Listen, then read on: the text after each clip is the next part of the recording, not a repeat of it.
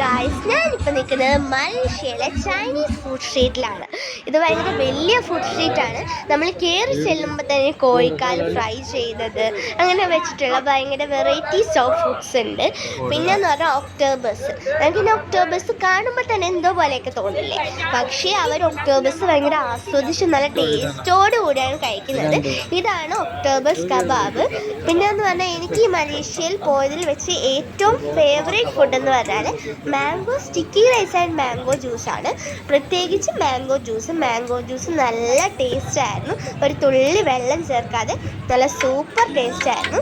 പിന്നെ ആ ഒരു മാർക്കറ്റ് കാണാൻ തന്നെയായിട്ട് ആ ഫുഡ് സ്ട്രീറ്റിൽ നല്ല ലൈറ്റൊക്കെ വെച്ച് നല്ല ബ്യൂട്ടിഫുൾ ആയിരുന്നു കാണാനായിട്ട്. പിന്നെ അവിടെ കുറേ ആൾക്കാർ നമ്മളിങ്ങനെ വെൽക്കം ചെയ്യുന്നുണ്ട്, അവരുടെ ഷോപ്പിലേക്ക് ഇങ്ങനെ വിളിക്കുന്നുണ്ട്. പിന്നെ ഇതൊക്കെയാണ് മലയാളിയിലെ വിശേഷങ്ങൾ. അപ്പോൾ ടാറ്റാ, ബൈ ബൈ.